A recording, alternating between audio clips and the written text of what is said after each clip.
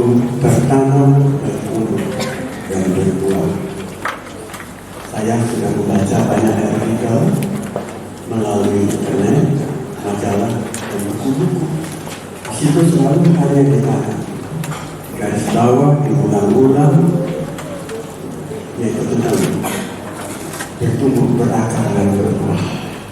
Hari ini saya coba melengkapkan dari Mazmur 92 ayat 13 sampai ayat yang ke-16.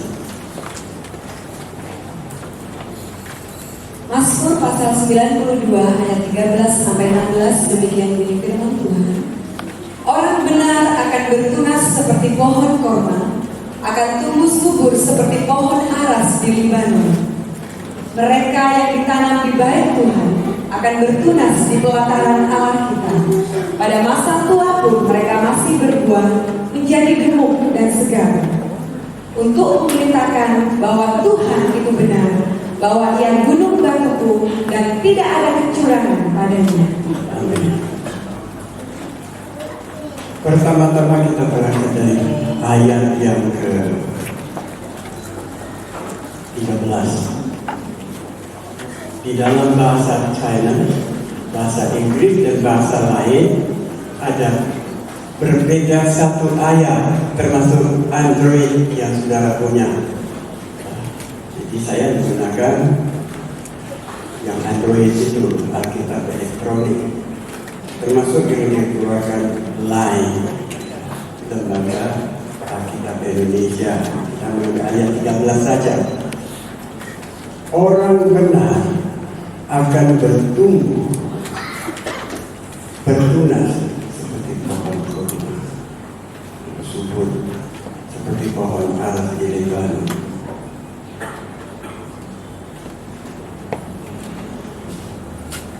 Saudara sekalian, pohon korma adalah pohon yang bisa hidup di daerah yang paling ekstrim, yaitu padang pasir, dan memang tepat sekali kalau dikatakan orang benar seperti itu. Dia hidup tidak tergantung dari situasi dan tidak tergantung pada kondisi. Kondisi pahit dia bertumbuh, kondisi manis dia bertumbuh. Kondisi damai sejahtera dan bertumbuh, bahkan di dalam kondisi yang paling kejam, di tengah-tengah ranjau teroris, dia tetap bertumbuh.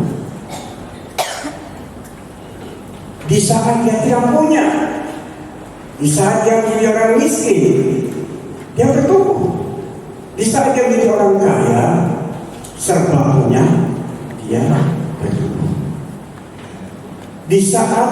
Pada saat yang paling genting, paling panas, di mana yang lain tidak bisa bertumbuh, dia tetap bertumbuh. Itulah orang benar. Di sini diumpamakan pokok kurma. Saudara yang pernah ikut ke Yerusalem, kita waktu itu pergi daerah panas semua, Mesir, Israel, Palestina, Yordania, kemudian Emirat Arab, semua ada pohon kurma. Pohon kurma itu tumbuh di daerah-daerah subur, tetapi juga tumbuh di daerah-daerah yang paling kering. Yang kedua dikatakan di sini bahwa orang benar itu tidak hanya seperti pohon kurma, tetapi juga tumbuh subur seperti pohon aras, pohon cedar. Bahasa Ibrani itu disebut pohon eres. Pohon eres ini juga pohon yang bisa tumbuh di dataran rendah, namun juga bisa tumbuh di dataran tinggi. Pohon eres ini bisa hidup di daerah yang cukup panas, tetapi juga bisa tumbuh di daerah yang ekstrim dingin. Pohon lain sudah tiba-tiba tidak bisa tumbuh, yang sudah pada rontok, bahkan mungkin mati di pegunungan tinggi Libanon. Tahu di sana punya dataran tinggi Libanon, dingin, Di sana ada salju abadi, kapanpun saudara pergi, musim hujan, musim dingin, musim panas, ya selalu bersalju. Dan di sana tempat orang main ski ice, saudara sekalian, di daerah seperti itu dia tetap tumbuh bersubur sekali. Maka itu ternyata tidak hanya orang Kristen yang menggunakan lambang yang menjadi pohon terang. Sebab dia memang cenderung di pohon terang, ujung dan di bawah, tajam di bawah melebar. Bangsa di mana menggunakan pohon cedar ini yang lambang bendera negara yang ingin menceritakan bahwa bangsa itu seperti itu, kayu, dan kayunya istimewa dikatakan. Pertama kuat, keras, dan kemudian warnanya sangat merah, dan lebih istimewa lagi beda dari kayu-kayu lain, yaitu dia tidak mempunyai mata pohon. Kayu jati masih punya mata pohon, ada lubang, ya ada itu mata. Pohon cedar tidak ada mata pohon, dan pohon cedar ini mempunyai aroma khusus sehingga serangga tidak memakan dia. Kalau kita di Indonesia itu rakyat tidak makan dia, itu pohon cedar. Dan pohon ini bahkan oleh Daud dibuatkan istana raja. Putranya Salomo menggunakan pohon ini juga diimpor besar-besaran. Ratusan kapal mengangkat pohon-pohon yang pada waktu itu besar-besar untuk membuat bait Allah. Saudara sekalian, nah di sini katakan, dan dia akan tumbuh subur seperti pohon aras. Sementara yang lain sudah beku, kita tidak beku. Sementara orang lain sedang mager memuji Tuhan, kita tetap menyapa. Sementara orang sudah beku imannya, hati kita tetap berkobar. Sebab kita seperti pohon aras. Beberapa negara Timur Tengah mempunyai pohon ini, tetapi pohon Lebanon sangat terkenal sebab terlibat di istana Daud dan terlibat di dalam bait Tuhan. Coba kita akan sedikit mendalam tentang mengapa pohon ini kok bisa seperti itu. Kenapa orang Kristen dianggap seperti itu? Saudara sekalian, kita mulai dari caption berikut. Iya,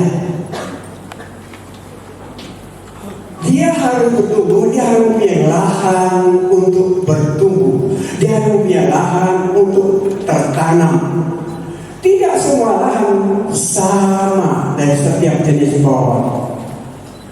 Kalau saudara nekat membawa mangga, kemudian tanam di Hongkong, dia tidak tumbuh. Kalau nekat, dia tumbuh tidak berbuah. Sudah sekalian, jadi ada lahan, ada tanah yang pas untuk tanaman itu, sehingga ada daerah-daerah tertentu kalau tanam mangga bagus sekali, ada daerah-daerah tertentu ditanam apokat bagus sekali, ada tanah-tanah tertentu apabila menanam tanah nanas bagus sekali. Tetapi apa yang bagus di sini kalau kita bawa ke Pacitan itu belum cocok. Apa yang kita tanam bagus di Madiun dibawa ke Bali belum tentu berhasil. Jadi harus ada tanah yang pas. Saudara sekalian, dan ayat yang keempat dikatakan di situ, mereka yang ditanam di bait Allah, di bait Tuhan akan bertunas di pelataran Allah. Jadi tidak sembarangan. Dia harus ditanam, lahannya, tanahnya itu adalah bait Allah. Orang Kristen kalau mau bertumbuh sehat, apalagi berbuah, dia tertanam harus di tanah yang namanya tanah itu bait Tuhan. Kalau kita sebut namanya gereja, kalau kita sebut lingkungan gereja, semua bernafaskan Kristiani. Orang Kristen yang tidak bertumbuh di gereja, dia tidak bisa bertumbuh baik. Sudah. Orang Kristen yang bertumbuh tertanam di bait Allah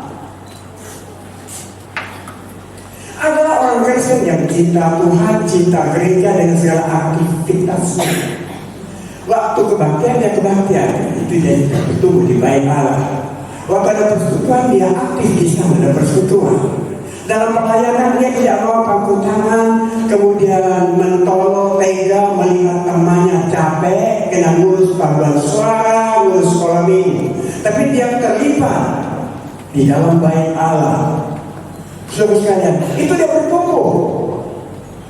Kegiatan dunia nomor 2. Jangan sampai kita mereagendakan, mereschedulkan pelayanan kita dengan kepentingan dunia. Kalau itu terjadi, kita tidak bertumbuh di lahan yang tepat, yaitu rumah Tuhan. Ditanam di bait Allah, pada masa tua pun mereka masih berbuah. Masih muda apalagi tua, tetap berminyak, tetap gemuk, dia getah dan berbuah. Di dalam Matius pasal 3 ayat yang ke-8, coba kita tulis. Ya, coba dibacakan. Matius 13 ayat 8. Dan sebagian jatuh di tanah yang baik lalu berbuah. Ada yang 100 kali lipat, ada yang 60 kali lipat, ada yang 30 kali lipat. Haleluya. Sudah saya. Jadi lahan itu menentukan tumbuh. Lahan menentukan subur. Dan lahan menentukan sukses. Dia tidak hanya bisa tumbuh, tapi dia bisa berbuah. Sebab bisa bertumbuh tapi tidak berbuah. Kalau saudara mau tumbuh, berbuah, kita harus ditanam di bait Tuhan. Saudara harus belajar cinta gereja. Sudah, ini bait Tuhan. Kita harus belajar mencintai hadirat Tuhan. Kita belajar mencintai segala sesuatu hal ihwalnya Kristen. Itu namanya bertumbuh di bait Allah. Tanah yang baik, apakah tanah yang baik itu? Tanah yang baik itu adalah baik.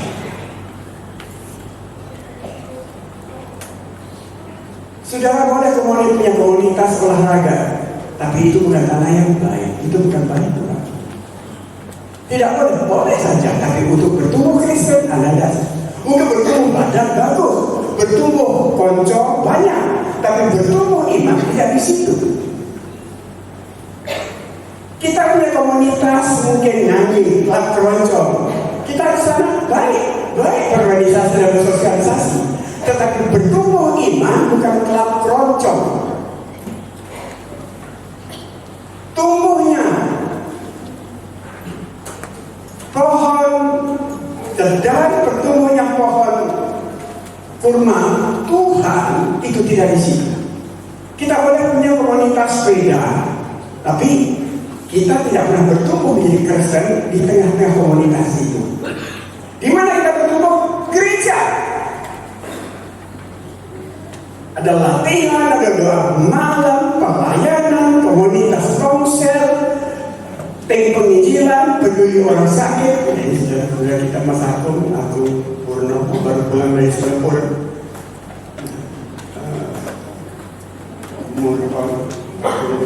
Saya berdiri.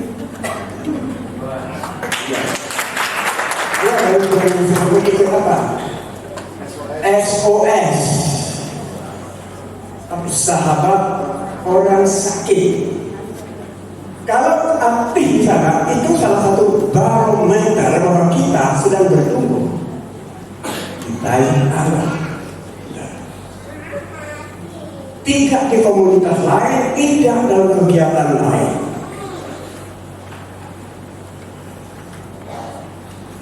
Karenanya kita mampu berbuah berlipat-lipat 100 kali, 60 kali, 30 kali, paling kecil. Sekarang kalau kita benar adalah pohon arasnya Tuhan, pohon kurmanya Allah, dan memang bertumbuh dalam segala aktivitas gereja rumah Tuhan, bertumbuhkah kita mengeluarkan buah kita?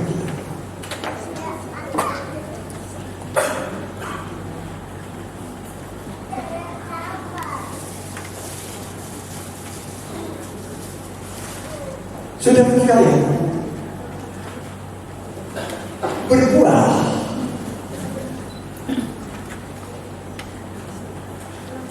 tanah yang baik berbuah.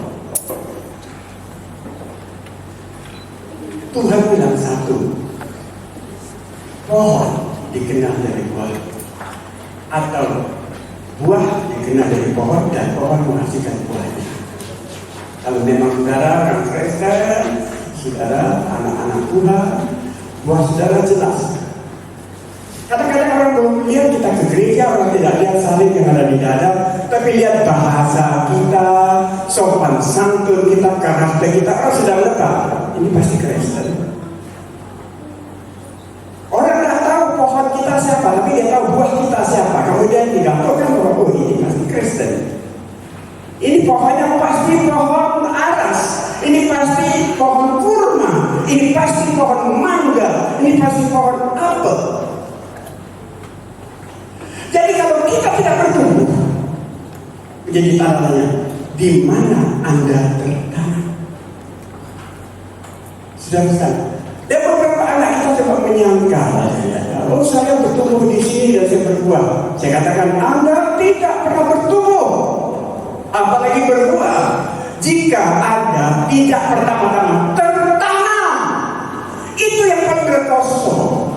Tanam, gali, kasih benih, disiram setiap hari.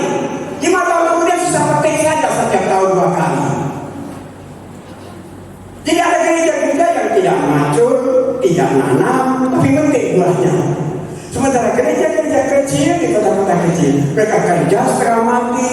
Lihat, kaum muda kita hanya 5-6 orang, tapi kalau dihitung ada ratusan orang, ada ribuan kaum muda gereja ini, tapi kemana mereka? Dulu masih kecil mereka tertanam, sekolah minggu, remaja mereka tertanam, dipupuk, didoa, dibimbing, kemudian kuliah keluar kota. Dia sudah berbuah, tapi tenang, dia tumbuh pada awal dia berbuah.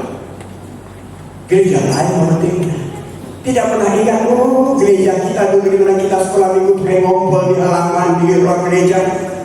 Tidak ingat kan genteng mereka bocor, tidak ingat istrinya mati. Jadi kita harus berbuah. Kita tertanam di sini. Jangan disangka Anda tidak pernah bertumbuh, kita tidak pernah berbuah kalau tidak tertanam. Dan itu sangat alkitabiah. Dan tidak sembarangan. Ada gereja-gereja, saya lihat waktu saya ngomong dengan satu teman, Pak, dulu Jeremia dari gereja sini, oh ya. Kemudian ada satu hari, masih bisa oh. Kemudian ada teman kami jalan, oh banyak Pak, gereja ini banyak menghasilkan hamba-hamba Tuhan top yang mendunia dan menasihkan. Banyak. Tetapi mereka tidak pernah menginggu bahwa di sini lah tempatnya hidup. Hampir setiap pemuda pernah berlutut di mimbar ini sebelum berangkat kuliah. Ratusan berlutut di tempat ini saat mereka hendak masuk perguruan tinggi. Ratusan berlutut setiap tahun di tempat ini waktu mereka hendak ujian akhir di SMA. Tapi kemana? Sekarang mereka sudah tidak hanya bertumbuh, mereka berbuah. Ada yang sangat tepat, ada yang sangat pandai, ada yang sangat terkenal, ada yang sangat kaya. Tapi dia bertumbuh di sini. Ada guru-guru yang telaten mengantar anak ini nangis kena ngompol, dimarah dengan temannya, bahkan kalau digendong dikencing lagi. Tanah yang baik, tidak ada tempat lain. Oh saya ikut ini supaya rohani maju, itu omong kosong. Tanah yang baik itu adalah bait Allah. Kalau saudara mau bertumbuh, jangan tinggal bait Allah. Kalau kita mau bertumbuh, ingat, sebagai kurmanya Allah, lain dengan kurma. Loh, saya pohon kurmanya organisasi, silakan. Saya pohon kurmanya partai, monggo. Tapi kurma Allah itu dari hasil pohon yang tertanam di rumah Tuhan.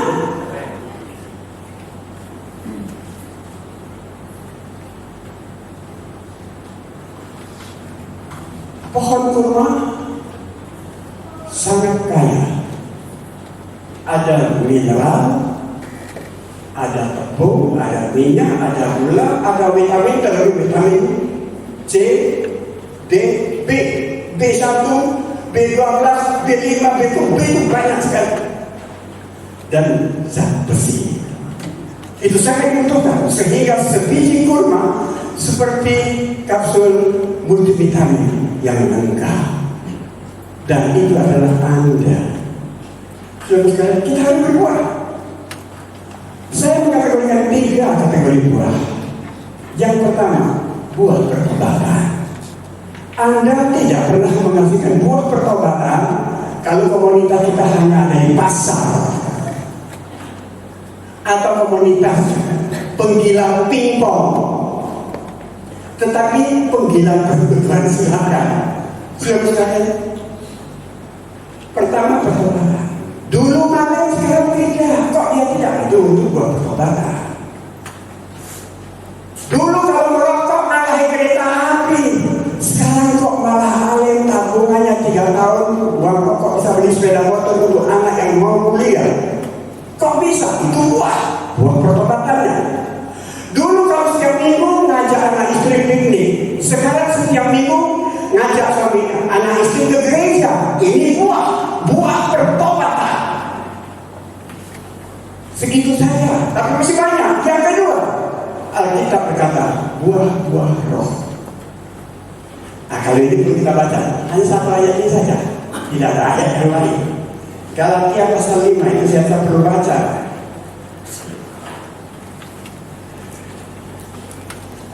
Galatia pasal 5. Kita mulai dari ayat yang ke-19. Itu buah-buah daging. Ya, coba dibaca 16 sampai 19. Ayat 16. Maksudku ialah, hiduplah oleh roh, maka kamu tidak akan menuruti keinginan daging. Ayat yang ke-19 langsung. Perbuatan daging telah nyata, yaitu percabulan, kecemaran, hawa nafsu, Terus penyembahan berhala, sihir, perseteruan, perselisihan, iri hati, amarah, kepentingan diri sendiri, percideraan, roh pemecah, 21. kedengkian, kemabukan, pesta pora, dan sebagainya. Terhadap semuanya itu kuperingatkan kamu, seperti yang telah kubuat dahulu, bahwa barang siapa melakukan hal-hal yang demikian, ia tidak akan mendapat bagian dalam kerajaan Allah. Itu buah daging. Dan lihat tadi itu kebencian, kemarahan, suka musuhi orang, tidak suka hidup damai. Itu bukan buah kita. Kalau Anda menghasilkan buah itu, Anda ternyata tidak tertanam di baik Tuhan. Dulu tidak minta pintar maki, sekarang kalau ada festival maki, kita nomor 1 terus. Pialanya banyak, Pak. Banyak, ada 12 piala. Jago maki. Kenapa? Saudara, kita harus berbuah dan membuat pertobatan. Yaitu pada ayat yang berikut, coba kita baca. Kita mulai dari ayat yang ke-22, buah-buah roh. Ayat yang ke-22. Tetapi buah roh ialah kasih, sukacita, damai sejahtera, kesabaran, kemurahan, kebaikan, kesetiaan, Terus kelemah lembutan, penguasaan diri. Tidak ada hukum yang menentang hal-hal itu. ya, itu buah roh. Itu buah jenis yang kedua. Yang satu buah pertobatan. Dulu malas, sekarang tidak malas. Dulu medit, sekarang tidak medit. Dulu jahat, sekarang tidak jahat. Dulu pahit, kalau ngomong pahit, menyakiti hati. Sekarang berubah, dia sudah berubah dulu. Dia tidak hanya dibaptis, dia tidak hanya Kristen, tapi dia bertumbuh karena pelaten di rumah Tuhan. Yang kedua adalah buah-buah roh, yang bertentangan dengan buah-buah daging, di mana orang tidak masuk ke surga. Dan kemudian yang terakhir, saya tidak memiliki ayat, tapi banyak ayatnya, yaitu buah-buah pelayanan atau ibadah. tim kita dari Singapura kemari itu salah satu buah pelayanan. Mereka tinggalkan rumah dan mereka ke Penanggung berhari-hari, beli tiket, uang sendiri, naik pesawat, tendeng sendiri, sampai kemari hampir tidak istirahat. Mereka pagi dari Singapura sampai di sini siang, makan siang, kemudian sampai malam di Sungai Yordan. Tidak sempat mandi, sudah bersekutu dan berdoa. Kita berdoa rumah Tuhan, mendoakan rumah Tuhan. Kemudian mereka pergi ke sana Tawangmangu dan hari ini tampil di sini. Itu salah satu buah pelayanan. Kalau mereka tidak bertumbuh dengan baik di bait Allah, mereka tidak mau seperti itu. Anak kita mau jalan-jalan ke Singapura saja kita tidak mau keluar uang, pada duitnya banyak. Saudaranya sakit saja dia tidak mau bantu, pada dia kaya. Tapi setelah dia tertanam baik sekali, dia suka ke gereja, suka ibadah, ikut melayani. Ternyata dia tidak hanya bantu saudaranya sekarang, tapi dia juga bantu temannya. Itu perbuatan yang baik. Itu caritas. Itu amal. Buah-buah amal. Yang main musik ini adalah buah pelayanan. Yang damai adalah buah pelayanan. Pembacaan. Apalagi saya bahasa Inggris. Saya agak bingung. Berarti Jamie atau saya kan? Jamie itu benar. Berikan benar. Yang nyambut kamu, Anda masih mandi. Mereka sudah berdiri di sana pakai jas dan dasi. Itu buah pelayanan. Malam-malam menginjil.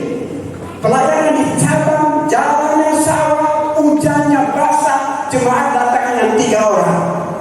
Tapi dia lakukan dengan tanggung jawab penuh. Itu buah pelayanan. Dan masih banyak buah pelayanan. Hari Selasa yang akan datang, kami akan mengantar Pak Pipit sama Mbak Roh ke Surabaya. Kenapa? Mereka akan berangkat menuju mana saya suka lupa. Jakarta. Untuk apa? Nganggur. Tidak. Tokonya, rumahnya.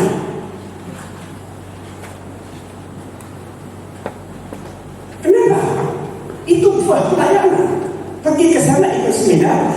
Kekayaan materi ilmu seminar anak-anak dibawa ke sini untuk pengembangan gereja ini. Mengapa dia bertumbuh di rumah Tuhan? Jadi kalau kita tidak bertumbuh, kita tidak mengeluarkan buah. Di saat kita tidak mengeluarkan buah, menjadi tanya, kita tidak bertanam yang baik. Kita tidak berada pada lahan yang tepat. Kita tanam tapi bukan di lahan yang kurang, di lahan yang lain. Di lahannya krocong, ngepok, naik klub, dan lain sebagainya. Kita tertanam di sana. Jangan dikira, perhatikan. Berbuah tidak berbuah, itu kan kerelaan saya. Oh, yang main-main. Tetapi yang pertama Tuhan bilang, kalau tidak berbuah apa? Halo? Tebang. Kalau tidak berbuah, tebang. Percuma dia hidup di tanahku, percuma dia dipupuk, percuma dia diladeni. Yang ada hanya daun saja. Ada betapa banyak orang Kristen berkata daun saja, rimbun, daun saja, tebang. Kristen yang tidak berbuah, pohon kurma yang tidak berbuah, pohon ara yang tidak berbuah. Yang kedua, ekstrim. Apa itu? Halo? Hah? Halo? Sanes. Pagi-pagi Tuhan Yesus berangkat di jalan pohon ara, dia gegit rimbun. Dia mau sarapan ini pagi-pagi. Ya, dia mau petik pohon ara. Dia cari-cari pohon ara. Tidak ada. Kalau tadi ditebak, sekarang Tuhan langsung turun tangan. Apa? Maka mulai sekarang wahai pohon ara yang tidak berbuah, tidak berbuahlah engkau selamanya. Dan dikatakan seketika itu mati. Kalau Tuhan sudah bertindak. Kalau tebak masih ada yang sudah didakwa tanpa proses. Jadi berbuah itu rasa ikhlas, itu harus dan hanya mampu berbuah kalau kita ada di tanahnya yang tepat. Baik. Karena saya mengajak saudara sekalian, ayo pertama bertobatlah, silakan buah-buahmu. Dulu senang judi dong, buahmu sekarang. Dulu suka minum dong, buktikan pertobatan. Yang kedua, buah-buah. Kalau sudah marah, banting piring, banting kursi, kemudian banting anak, banting istri. Sekarang berhenti. Itu buah-buah. Buah-buah roh, sabar, ibadah dan lain sebagainya. Dan terakhir, buah-buah pelayan. Gereja ini membutuh saudara. Tadi saya tanya, kenapa kok hanya singgahnya cuma satu, lelakinya? Saya tanya, biasanya tidak. Kenapa singgah wanita kok hanya 3? Biasanya kena. Kita membutuhkan setiap sekalian. Ayo tertanam di bait Allah, buktikan Anda bertumbuh, maka engkau akan diberkati supaya tumbuh lebih lebat, berbuah lebih lagi. Katakan amin. Kita masuk dalam doa. Tanam di bait Tuhan dan berbuah. Kita masuk dalam doa.